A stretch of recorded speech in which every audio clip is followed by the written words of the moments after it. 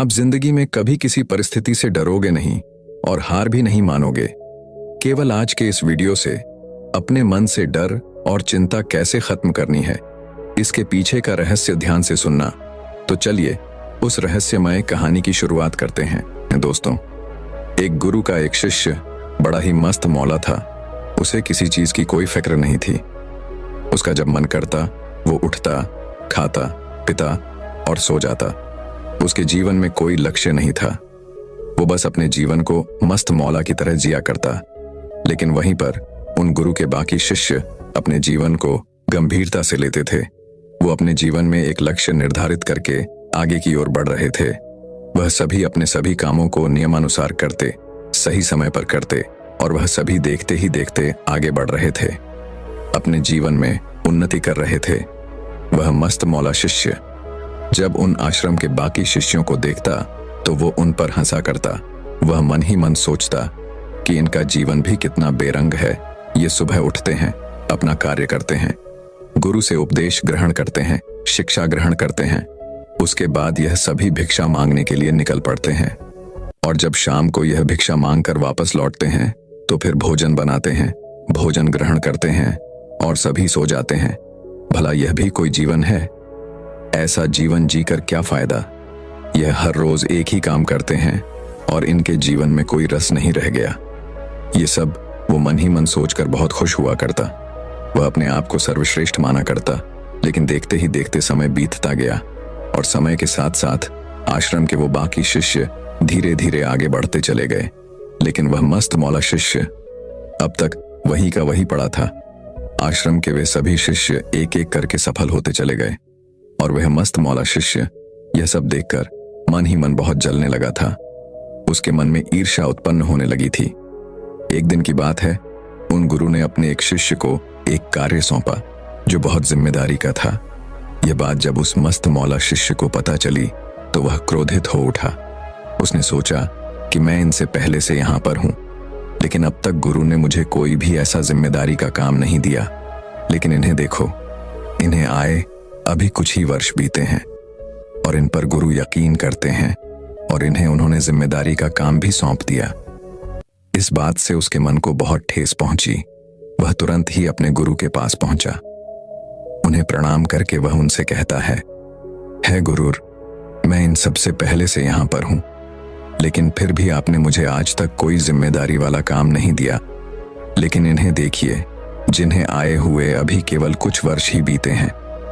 आप उन पर भरोसा करते हैं, उन्हें जिम्मेदारी वाला काम दे रहे हैं। क्या मैं इस लायक नहीं कि आप मुझे कोई जिम्मेदारी वाला काम सौंप सके? इस पर वह गुरु मुस्कुराने लगे और उस मस्त मौला शिष्य कहते हैं, भंते, जब से तुम यहां पर आए हो तुमने कभी कोई कार्य किया है? तुम हमेशा मस्त रहते हो। तुम्हें ना तो किसी कार्य की फिक्र है और ना ही तुम्हें भिक्षा मांगना अच्छा लगता है, और तो और ना ही तुम उपदेश सुनने आते हो। तुम तो केवल यहां पर पड़े रहते हो। तुम्हारा जब मन करता है तुम उठते हो, खाते हो, पीते हो, सो जाते हो और उसके बाद पूरा दिन न जाने तुम कहां पर रहते हो। इसी प्रकार तुम्हारा अब तक का पूरा समय बीत चुका है। लेकिन अब तक इस पूरे समय में तुमने क्या किया? क्या इन वर्षों में तुमने कोई एक ऐसा कार्य किया है जिस पर मैं गर्व कर सकूं?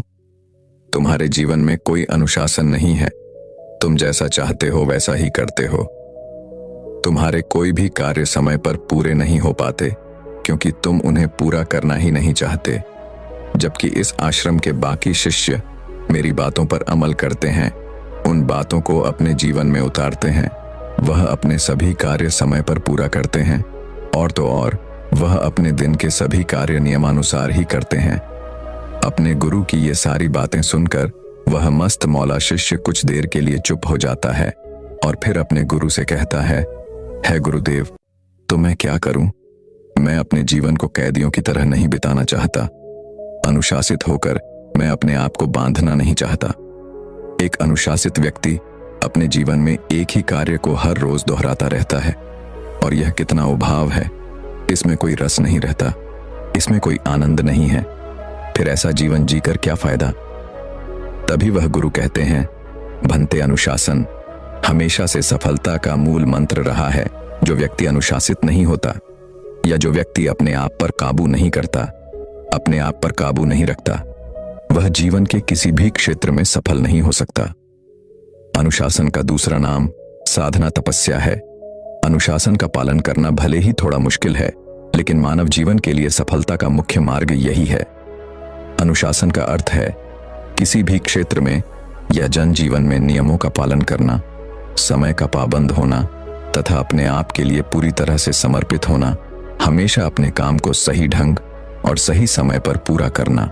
लेकिन आजकल हर किसी को यह भ्रम होता है कि अनुशासन में रहने से उनकी आज़ादी खत्म हो जाती है और जिंदगी में कोई रस नहीं रह जाता। लेकिन वास्तविकता ठीक इसका उल्टा है।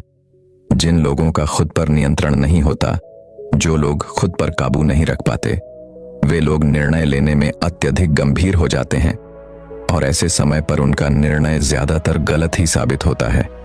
लेकिन जो लोग खुद पर काबू रखते हैं, जिनका खुद पर नियंत्रण होता है, वे लोग निर्णय लेने के समय पर गंभीर न होकर सामान्य स्थिति में रहते हैं, जिस कारण उनके अधिकांशतः फैसले सही साबित होते हैं। वे ज्यादा खुश रहते हैं और परेशानियों से निपटने में भी वो सक्षम होते हैं। तभी वो मस्त मौला शिष्य अपने गुरु से कहता है गुरुवार, यदि आपकी सारी बातें सच है तो फिर अब मुझे क्या करना चाहिए? मैं किस तरह से अपने आप पर नियंत्रण पा सकता हूं? मैं किस तरह से अपने जीवन में किसी लक्ष्य को पा सकता हूं? कृपया करके मुझे सही मार्ग दिखाइए। इस पर वह गुरुवर अपने मस्त मौला शिष्य से कहते हैं, मैं तुम्हें आज कुछ ऐसी आदतें बताने जा रहा हूं जिसे यदि तुमने अपने जीवन में उतार लिया, जिसका तुमने नियमित तौर पर पालन किया, तो तुम अवश्य ही अपने जीवन में कुछ बड़ा हासिल कर पाओगे और तुम्हारा जीवन भी पूरी तरह से बदल जाएगा। तुम अपने जीवन पर काबू कर सकोगे, तुम अपने आप पर नियंत्रण पा सकोगे और जो भी फैसले तुम लेना चाहो उसे सटीक ले पाओगे। आगे वह गुरुवर उस मस्त बोला शिष्य को पहली आदत बताते हुए कहते हैं, खुद को समझो। अनुशासन में कैसे रहें? खुद को अनुशासित करने के लिए दूसरों को समझना होगा। आप दूसरों को उस वक्त तक नहीं समझ सकते जब तक कि आप खुद को ना समझ लें। जब हम खुद को समझ जाते हैं तो आप में दूसरों को समझने की शक्ति पैदा हो जाती है और फिर तुम दूसरों को भी समझ सकते हो। इसके लिए तुम्हें ध्यान करना आवश्यक है। तुम जितना ध्यान करोगे उतना तुम्हारा मन एकाग्र होगा और तुम ध्यान में उतरते चले जाओगे। फिर कुछ समय बाद तुम्हारा मन खाली होने लगेगा, जिस कारण तुम खुद को समझ पाओगे, अपने भीतर झांक पाओगे। इन सभी के अलावा तुम कुछ वक्त अपने साथ बिता सकते हो, योगा कर सकते हो, विचार कर सकते हो, अपने आप से बातें कर सकते हो। अपने आप के अंदर झांक कर देखो कि तुम्हारे अंदर क्या अच्छाइयां हैं और क्या बुराइयां हैं, तुम्हें क्या पसंद है और क्या नापसंद है। और जब तुम अपने बारे में अच्छी तरह जान जाओगे, तुम्हें पता चल जाएगा कि तुम्हारे अंदर क्या कमियां हैं, तो तुम उन कमियों को दूर करने का प्रयास कर सकते हो, उन पर काबू पा सकते हो और अपने आप को हर रोज बेहतर बना सकते हो। आगे वे गुरु उस मस्त मौला शिष्य से कहते हैं, स्वस्थ खाओ। खुद को अनुशासित करने का अर्थ केवल यह नहीं है कि तुम्हें काम करना है, बल्कि तुम्हें अच्छा खाना भी खाना है। तुम्हें खाने पीने पर ध्यान देना आवश्यक है। तुम्हें स्वस्थ खाना खाना चाहिए।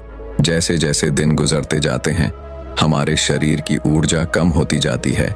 इसके लिए हमें खाने का विशेष ध्यान देना चाहिए, अच्छी आदतें डालनी चाहिए।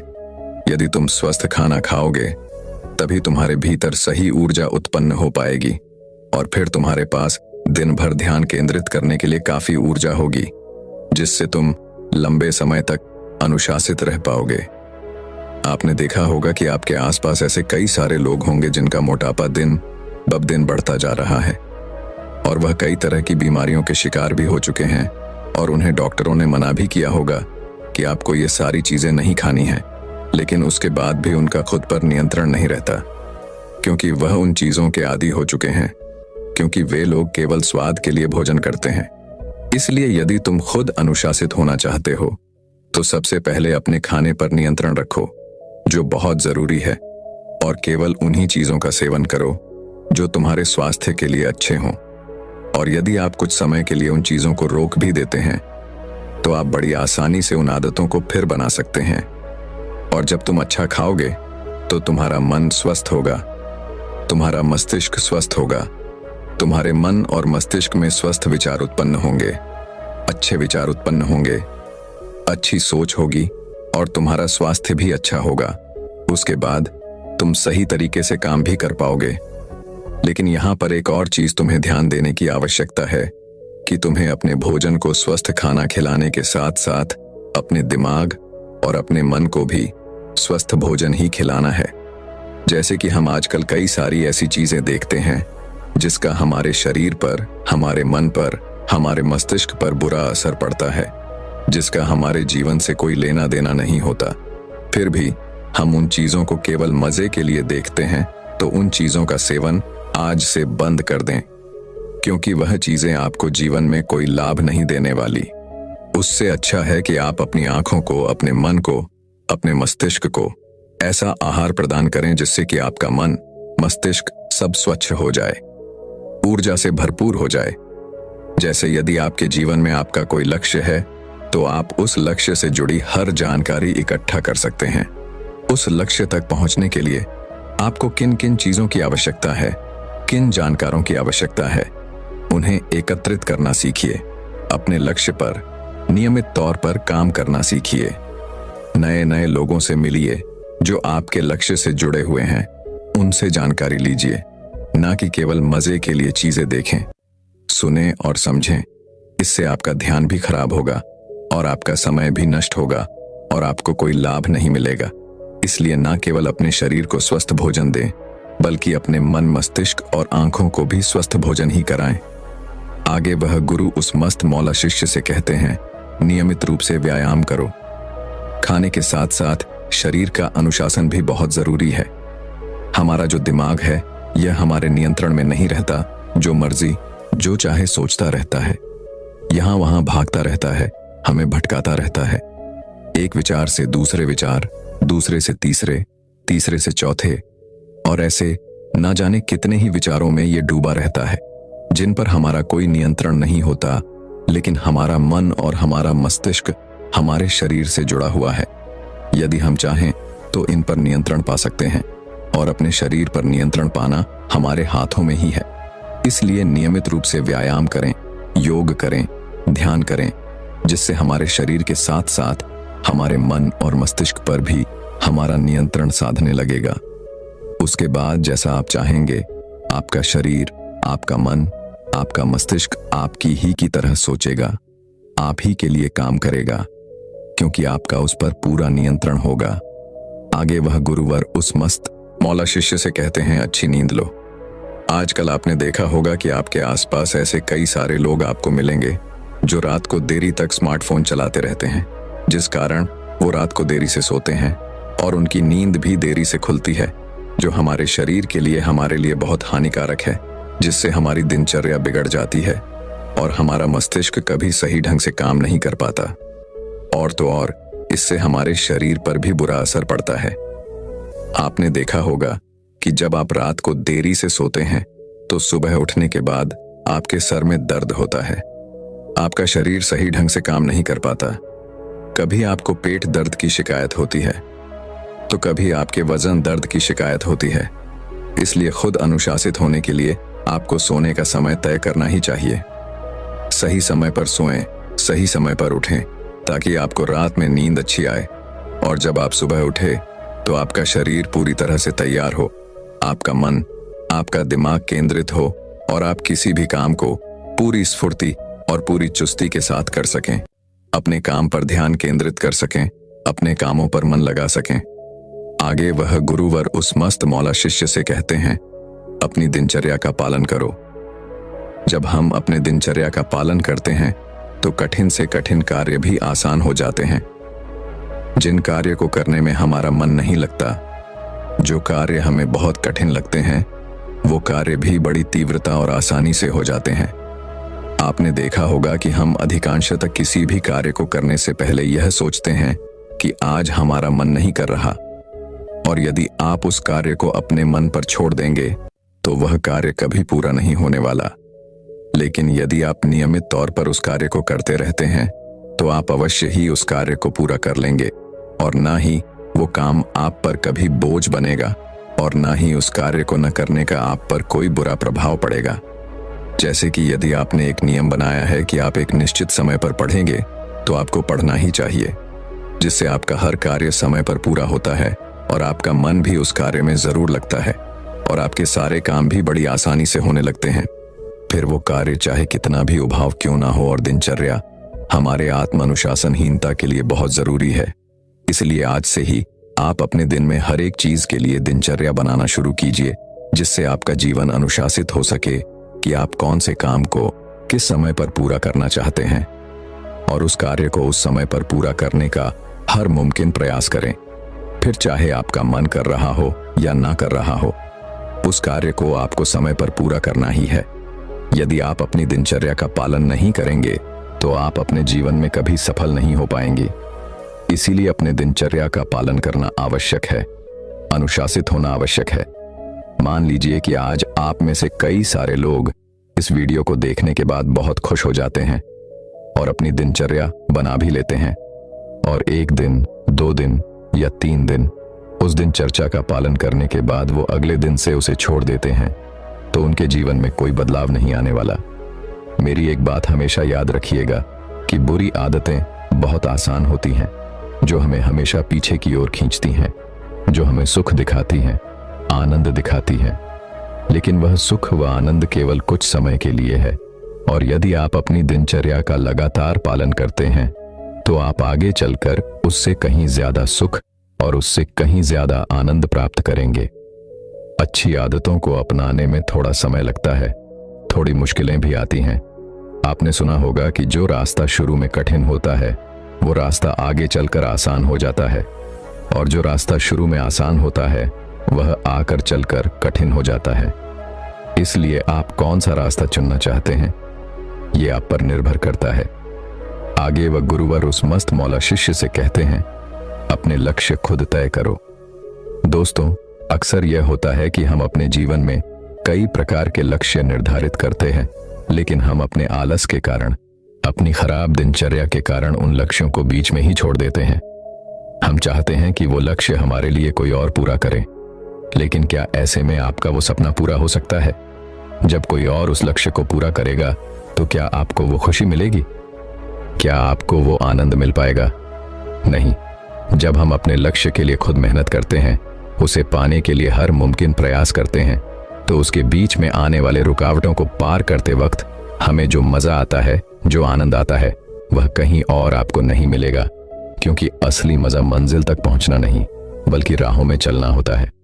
और जब भी आपको ये लगे कि आपकी मंजिल अभी बहुत दूर है, तो आप हमेशा खुद से 2 सवाल कीजिए। पहला, मैंने कल से आज अच्छा क्या किया है, और मैं अभी के अभी और अच्छा क्या कर सकता हूं। इससे आपके भीतर एक प्रेरणा जगेगी और आप और बेहतर करने की कोशिश करेंगे और आप अपने अनुशासन को भी फिर से प्राप्त कर सकेंगे। लेकिन हम में से अधिकांश लोग बस इसी फिराक में होते हैं कि हमने जो लक्ष्य निर्धारित किया है उसमें कोई हमारा साथ दे दे, कोई हमारी मदद कर दे ताकि हम अपने लक्ष्य तक पहुंच जाएं। लेकिन ऐसा करना बिल्कुल सही नहीं होता।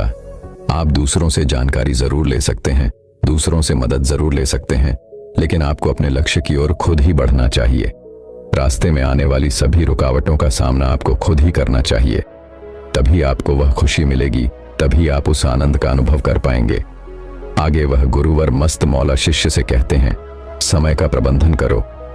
आप लोगों ने देखा होगा कि हमारे पास दिन भर में कई सारे कार्य होते हैं, लेकिन हम उन सभी कार्य को पूरा नहीं कर पाते, क्योंकि हमने सही समय पर उस कार्य को पूरा ही नहीं किया, क्योंकि हम केवल एक ही कार्य में जुटे रहे और उसी कार्य को हमने अपना पूरा समय दे दिया। आप सारे कार्य तो पूरा करना चाहते थे, लेकिन आप सभी कार्य को पूरा नहीं कर पाए, और ऐसा इसलिए हुआ क्योंकि आपने समय का प्रबंधन नहीं किया है। समय का प्रबंधन हमें अच्छी तरह से करना चाहिए। जैसे कि जो भी जरूरी काम है उसे सबसे पहले कीजिए, भले ही वो काम कितना भी मुश्किल क्यों ना हो, उस काम को सबसे पहले पूरा कीजिए।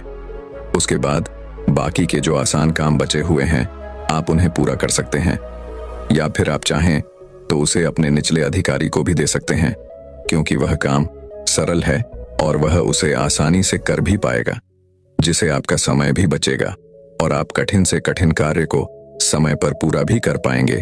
और यदि आप किसी कार्यालय में नहीं जाते तब भी आपको यही नीति अपनानी आनी चाहिए। आप सबसे पहले अपने मुश्किल कार्य को पूरा कीजिए। जब आप उस कार्य को पूरा करेंगे तो आपका आत्मविश्वास भी बढ़ेगा और आप बाकी सारे कार्य में भी मन लगा पाएंगे और आप उन चीजों को भी बड़ी तीव्रता और सरलता से पूर्ण कर पाएंगे। और बाकी के जो आसान और छोटे कार्य हैं, आप उन्हें बाद में पूरा कर सकते हैं, जिससे आप अपने दिन भर के पूरे कार्य को संपूर्ण तरीके से पूरा भी कर सकेंगे। आगे वह गुरुवर उस मस्त मौला शिष्य से कहते हैं, ध्यान भटकने से बचाओ। हमारा वातावरण प्रेरणा से बहुत मजबूत होता है, इसलिए अपने वातावरण को अनुशासन के हिसाब से अनुकूलित बना लीजिए। अपनी आंखों के सामने से वह हर चीज हटा दीजिए जिससे आपका ध्यान भटकता हो और आप अपने काम पर मन न लगा पाते हो। जहां भी आप काम करते हो वहां पर कम से कम चीजें रखिए जिससे आपका ध्यान ना भटक पाए। जैसे कि आपके हाथ में रखा हुआ ये फोन, जब आप काम कर रहे हो तो उस वक्त इसे अपने आप से दूर रखिए, क्योंकि आजकल सोशल मीडिया पर हर कोई ऑनलाइन रहता है और ऐसे में हर कोई आपको परेशान करने का हर मुमकिन प्रयास करता ही रहता है। जैसे कि यदि आप काम कर रहे हो और उसी समय व्हाट्सएप पर अगर कोई मैसेज आ जाए तो आप उसका रिप्लाई देने से पीछे नहीं हटने वाले, आप तुरंत ही उस फोन को उठाएंगे और रिप्लाई देना शुरू कर देंगे, जिससे आपका ध्यान भी भंग होगा और आपका काम भी पूरा नहीं हो पाएगा। इसलिए जब तक आप काम कर रहे हो तब तक इसे अपने आप से दूर रखें। और यदि आप यह नहीं कर सकते तो कम से कम इतना कीजिए कि सुबह सुबह जब आप अपना काम शुरू करते हैं तो उस वक्त अपने सामने कम से कम ऐसी चीजें रखें जो आपका ध्यान भटका सकती हो, जिससे आपका मन उस कार्य में लगेगा और धीरे धीरे आपको दिन की एक अच्छी शुरुआत मिल पाएगी। आप अपने काम में अपना मन लगा पाएंगे, उस समय पर पूरा कर पाएंगे और उससे मिलने वाली खुशी आप महसूस कर पाएंगे। आगे वह गुरुवर अपने उस मस्त मौला शिष्य से कहते हैं, अपनी योजनाओं को समाप्त करो। आप अपनी जिंदगी में कुछ भी हासिल करना चाहते हो, उसके लिए सबसे जरूरी है कि आप अपनी योजनाओं को समाप्त करो और उस पर काम करके उसे पूरी तरह से पूर्ण करो। जब आप एक सही तरीके से काम करते हैं तो धीरे धीरे अंत तक आप दूसरों से बेहतर हो जाते हैं और आप अपने कामों को पूरा करने में सक्षम भी हो जाते हैं। इसलिए अपनी योजनाओं पर ध्यान दें, उन्हें पूरा करने का हर मुमकिन प्रयास करें, क्योंकि यदि आप अपने जीवन में कुछ बड़ा हासिल करना चाहते हैं तो आपको अपनी योजनाओं पर तो ध्यान देना ही होगा और उन्हें पूरा करना ही होगा। इतना कहकर वह गुरु शांत हो गए। अब शिष्य भी ये समझ चुका था कि वो अपने जीवन में क्या गलतियां कर रहा है और उसे अपने जीवन में किन चीजों को सुधारना चाहिए। उसने तुरंत ही अपने गुरु को प्रणाम किया और वहां से वह वापस आश्रम की ओर लौट गया। अब वह रोज ध्यान किया करता था, अपने सभी कार्यों को नियमित तौर पर पूरा किया करता था, जिससे उसका मन एकाग्र होने लगा था। वह उपदेश भी सुनने आता था और हर रोज वह भिक्षा मांगने भी जाया करता था। देखते ही देखते वह पूरे आश्रम में अब सबसे कुशल हो चुका था। तो दर्शकों, चलिए अब तनाव मुक्ति के ऊपर अगली रोचक कहानी की शुरुआत करते हैं। दोस्तों, बार बार संकेत देने के बाद भी एक शिष्य अपने गुरु की बात टालता रहा और देखते ही देखते एक दिन शिष्य और उन गुरु की जान जाते जाते बच गई। शिष्य ने गुरु से कहा, हे गुरु, यह मेरी गलती है और मेरी ही गलती के कारण यह सब हो रहा है। आप मुझे सजा दीजिए और मुझे यह भी समझाइए कि आखिर हम कामों को क्यों टालते हैं। गुरु ने कहा, नहीं, इस बार मैं तुम्हें कुछ नहीं समझाऊंगा, बल्कि इस बार तुम खुद ही अपने मन के भीतर झांको, खुद को जानो और मुझे भी उपदेश दो कि आखिर कोई भी व्यक्ति अपने जीवन के जरूरी काम को क्यों टालता है। यह कहानी है एक गुरु और दो शिष्यों की। गुरु और शिष्य पहाड़ की तलहटियों में एक छोटी सी कुटिया में रहा करते थे।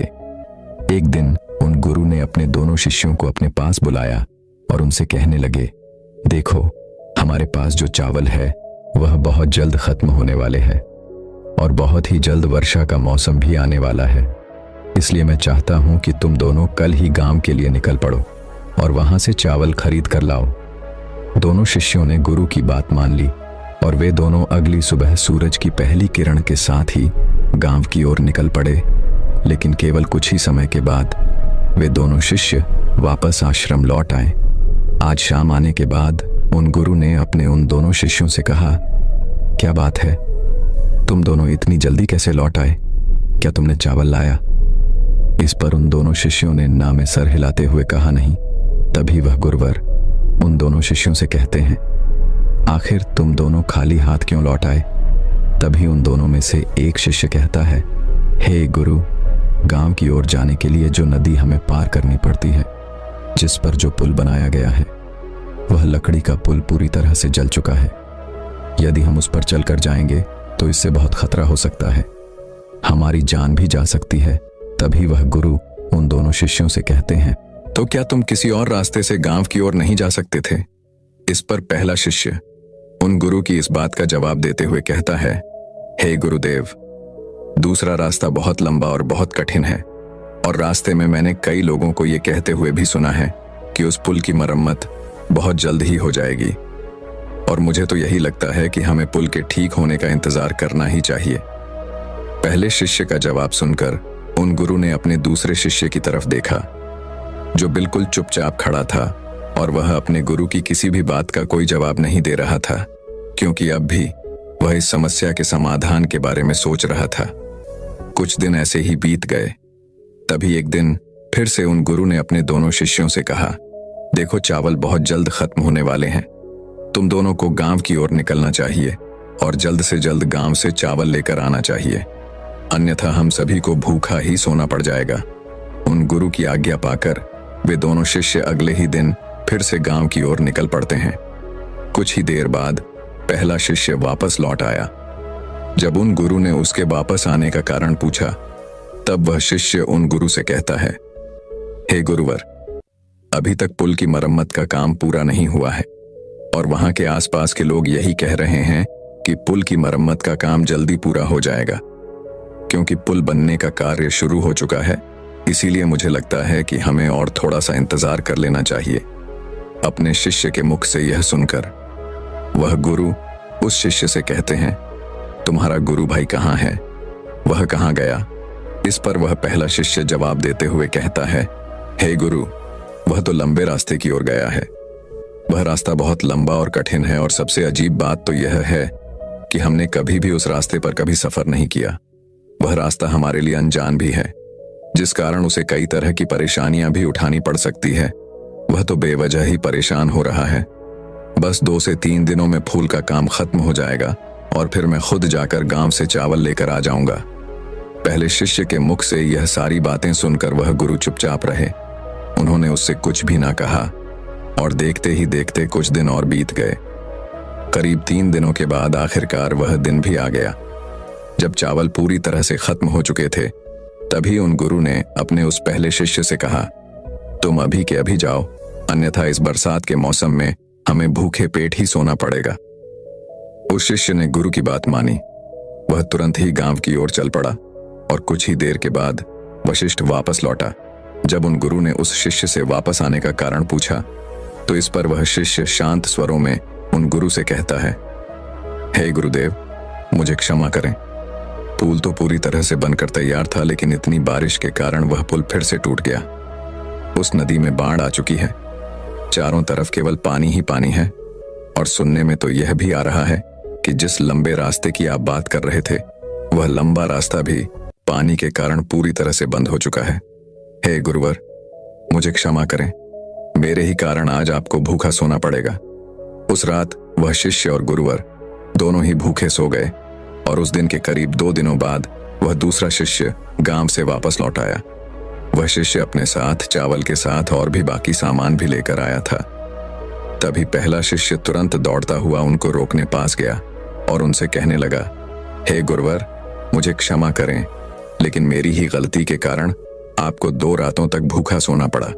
लेकिन अब ऐसा नहीं होगा। मेरा गुरु भाई आ चुका है, और वह अपने साथ चावल और अन्य बाकी सामग्री भी लेकर आया है। यदि वह जल्दी ही नहीं लौटा तो बहुत मुसीबत उठानी पड़ जाती। हे गुरुदेव, मुझसे बहुत बड़ी गलती हो गई, मुझे सजा दीजिए, मुझे उपदेश दीजिए। इस पर वह गुरुवर मुस्कुराने लगे और अपने उस पहले शिष्य से कहते हैं, कम से कम तुम्हें अपनी गलती का एहसास है, इससे बड़ी बात और कोई नहीं हो सकती। इसलिए अब तुम खुद ही अपनी गलती के बारे में सोचो, और ध्यान रहे कि इस बारे में अत्यंत गहराई से सोचना, आखिर क्यों तुम इतना जरूरी काम टालते रहे। आखिर एक इंसान का मन जरूरी कामों को क्यों टालता रहता है? और जब तुम इस प्रश्न का जवाब जान लो, तब तुम मुझे उपदेश देना। यही तुम्हारी शिक्षा और यही तुम्हारा प्रायश्चित होगा। उन गुरु के अनुसार वह पहला शिष्य उस बारे में सोचता रहा। वह पूरी रात सो नहीं पाए। पिछले 10 दिन के अंदर बीती हुई सारी घटनाएं उसकी आंखों के सामने गुजर रही थीं। वह यह नहीं समझ पा रहा था कि आखिर उसने इतना जरूरी काम क्यों टाला। यही सोचते सोचते काफी समय बीत गया और आखिरकार उसे गहरी नींद आ गई। जब वह सुबह उठा तो वह सबसे पहले ध्यान करने बैठा। ध्यान करते वक्त जब उसका मन शांत हुआ तो उसके मन में एक दृश्य प्रकट हुआ। उस शिष्य ने देखा जीवन शक्ति अर्थात उसके गुरु, जो उसे बार बार यह संकेत दे रहे थे कि उठो, आगे बढ़ो, इस कार्य को पूरा करो। लेकिन वह तो केवल बाहरी कारण ही देखता रहा, अर्थात वह नदी जिसमें बाढ़ आने के कारण वह पूरी तरह से तहस नहस हो चुकी था, जिन पर कभी भी भरोसा नहीं किया जा सकता। वह तो झूठी उम्मीद लगाए बैठा था कि यह पुल जब तैयार हो जाएगा तब वह गांव जाकर चावल ले आएगा, और चावल अर्थात वह समय जो दिन ब दिन घटता जा रहा था। और आखिर में उसे यह दिखाई दिया कि मैं ही वह इंसान हूं जो अपने मन के वश में आकर इन जरूरी कार्य को टालता रहा। वह तुरंत ही ध्यान से उठा और उसने सारी बातें जाकर अपने गुरु को बताईं। इस पर वह गुरु मुस्कुराने लगे और उन्होंने अपने उस शिष्य से कहा, यह तो बहुत अच्छी बात है, तुमने सूक्ष्म दृष्टि से इस ज्ञान को आयोजित किया है। शिष्य एक बार फिर से बैठकर यह सोचने लगा कि चावल लाना अत्यधिक जरूरी काम था, फिर भी मैं उस कार्य को क्यों टालता रहा। वह शिष्य एक बार फिर से ध्यान करने बैठ गया और तब उसने यह महसूस किया कि हमारा बुलबुलापन ही हमारी बुद्धि के विपरीत काम करता है और शांति में ही उत्तर प्रकट होते हैं। अर्थात जब भी हम किसी कार्य को करना चाहते हैं तो उससे पहले हम बाहरी कारण को देखते हैं, क्योंकि हमारा मन बहुत आलसी है और उसे आराम चाहिए, जिस कारण वह तरह तरह की तरकीबें खोजता है, तरह तरह के बहाने खोजता है ताकि हमें वह कार्य न करने पड़े, और इसी कारण वह तरह तरह के उत्तर भी प्रकट करता है। लेकिन जब हम शांति से एक जगह बैठ जाते हैं और उस समस्या पर विचार करते हैं तो हमें उसका उत्तर जरूर मिलता है। वह कुछ देर और इसी तरह से ध्यान में बैठा रहा, तभी उसके भीतर एक आवाज आई कि मन कठिन काम को इसलिए टालता है क्योंकि उसे अंदर ही अंदर यह लगता है कि वह इस कार्य को नहीं कर सकता। यह कार्य करके उसे कोई लाभ नहीं होने वाला, जिस कारण वह हमारे भीतर तरह तरह की तरकीबें और तरह तरह के बहाने पैदा करता है और हम उस कार्य से बचना चाहते हैं। इसी कारण हम उस कार्य को टालने लगते हैं। तभी उस शिष्य ने एक और बात का अनुभव किया। वह मन ही मन यह सोच रहा था कि जिस लंबे रास्ते की बात गुरुवर कर रहे हैं वह रास्ता तो बहुत कठिन और लंबा है।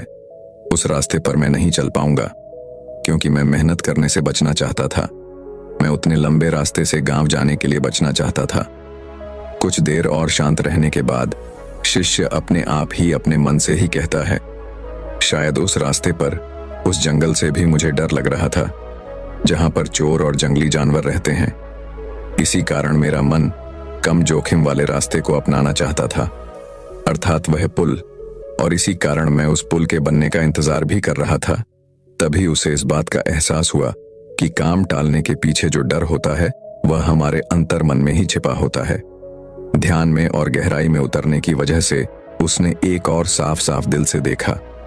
उस दृश्य में उसने यह देखा कि जो सबसे कम जोखिम वाला रास्ता था, अर्थात वह पुल जो सफर शुरू होने के पहले तो दिखता है, जिससे हमें यह एहसास होता है कि हम बहुत जल्द उस कार्य को कर लेंगे। यह कार्य इस पुल के द्वारा बहुत आसान हो जाएगा, लेकिन वास्तविकता में वह पुल हमारे डर का ही एक प्रतिबिंब है। इसका अर्थ यह हुआ कि हमें खुद पर ही शक है। हम खुद पर ही विश्वास नहीं कर पाते कि हम लंबे रास्ते को भी तय कर सकते हैं और अपनी मंजिल तक पहुंच सकते हैं। वास्तविकता में यदि आप इसकी गहराई तक जाएंगे तो आपको इसका एक ही जवाब मिलेगा। असल में कोई भी व्यक्ति किसी काम को नहीं टालता, बल्कि एक व्यक्ति खुद को आगे बढ़ने से रोकता है, नए सफर पर चलने से रोकता है।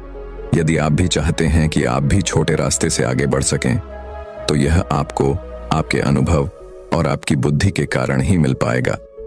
हमारी बुद्धि और अनुभवी वह पुल है जो हमारे सामने शॉर्टकट के रूप में प्रकट होते हैं। इतना कुछ जानने के बाद वह शिष्य बहुत प्रसन्न हुआ, लेकिन अब की बार वह अपने गुरु के पास नहीं गया, बल्कि उसने अपने आप से ही एक और सवाल किया कि आखिर इस डर के बारे में मैंने पहले क्यों नहीं सोचा। जब मैं उतने जरूरी काम को टाल रहा था, तब मैंने अपनी इस गलती का एहसास क्यों नहीं किया। तभी उसके भीतर से एक और आवाज आई, और वह यह थी कि यह तो मन के शांत होने पर ही संभव है, क्योंकि जब हमारा मन शांत नहीं होता तब हम किसी भी प्रकार के निर्णय नहीं ले पाते। जब हमारे मस्तिष्क पर कोई डर हावी होता है या परिस्थितियां हावी होती हैं, तो हम कभी भी मन को शांत नहीं रख पाते, और यही कारण है कि हम उन परिस्थितियों के सामने हार मान लेते हैं, उन डरों को अपने ऊपर हावी होने देते हैं। इसलिए हम डर का असली कारण अर्थात काम को टालने का कारण भी पहचान नहीं पाते। तभी उस शिष्य ने खुद से ही कहा, यदि मैं उस डर का कारण समझ जाता तो मैं उस दूसरे शिष्य के साथ जरूर जाता, या फिर किसी और व्यक्ति को लेकर मैं चावल की खरीदारी के लिए अवश्य जाता, लेकिन इस कार्य को कभी ना टालता। इतना कुछ जान लेने के बाद वह शिष्य अपने गुरु के पास पहुंचा और उसने अपने गुरु से कहा, हे गुरु, 2 दिनों तक शांत रहने के बाद मैंने इस प्रश्न का जवाब जान लिया है कि आखिर मेरे काम टालने के पीछे क्या कारण था। इस पर वह गुरु कहते हैं, उस शिष्य से कहते हैं, तो तुमने क्या जाना। इस पर मनुष्य कहता है, हम मनुष्य के भीतर किसी भी काम को करने से पहले मन के भीतर एक डर होता है, और उसी डर के कारण हम किसी भी कार्य को टालते हैं, और इसी कारण हम किसी भी कार्य को करने से बचना चाहते हैं। लेकिन अगर हमें अपने काम को करना है तो हमें शांत रहकर अपने मन से इस डर को निकालना होगा, तभी हम उस कार्य को आसानी से कर सकेंगे। तभी हमारे अंदर वह क्षमता और वह शक्ति भी जागृत होगी जिससे हम बड़ी से बड़ी मंजिल भी प्राप्त कर सकते हैं।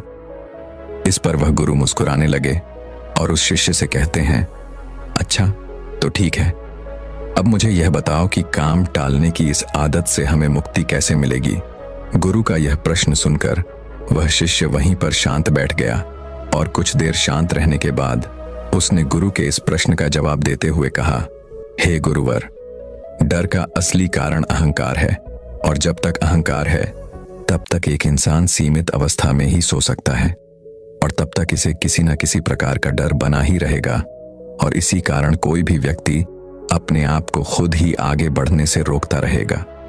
किंतु जितना हमारा मन शांत होता जाएगा, उतना ही हम अपने शास्त्रों के प्रति सचेत होते जाएंगे, और उतनी ही आसानी से हम अपने ऊपर हावी हुए उस डर को भी देख पाएंगे, और उतनी ही आसानी से हम उस काम को टालने से बच भी पाएंगे। अपने शिष्य के मुख से यह जवाब सुनकर वह गुरु मुस्कुराने लगे। उनके चेहरे पर एक हल्की सी मुस्कान आ गई।